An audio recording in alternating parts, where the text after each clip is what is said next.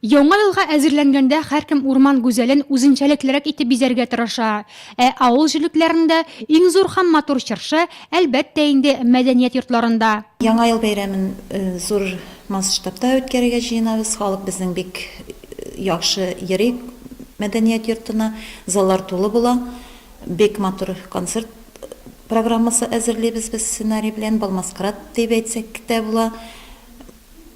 Костюмнар белән дә, шулай ук Кыш бабай кар кызлары белән сәхнәдә чыршылар куябыз, чыршы бизибез.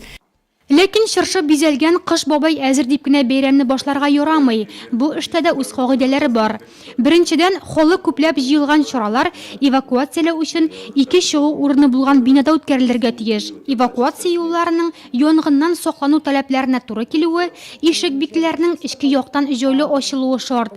Күренеп торган урында 2 янгын сүндерү җайланмасы булсын. При проведении новогоднего праздника елка должна устанавливаться на устойчивом основании подставки. Яңа ел бәйрәмнәрен уздырганда чыршы нык беркетелгән булырга тиеш. Аны эвакуация юлларына якын урнаштырырга ярамый. Берәр көтелмәгән хәл була калса, халыкка чыгарга комачауламасын. Чыршыны сертификатлы гирляндлар һәм уенчыклар белән генә бизәргә, электр үткәргеч төзек хәлдә булсын. Республикада 15 декабрьдән янгынга каршы режим кертелде. Ул 10 январьга кадәр дәвам итәчәк.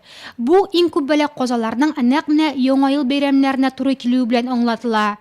Шул рәвешле янгын куркынычлы кагыйдәләрен сакламаган кешеләргә 2000 нән алып 4000 кадәр, вазифаи затларга 15-30 мең, юридик затларга 400 мең сумнан алып 500 мең сумга кадәр штрафлар каралган.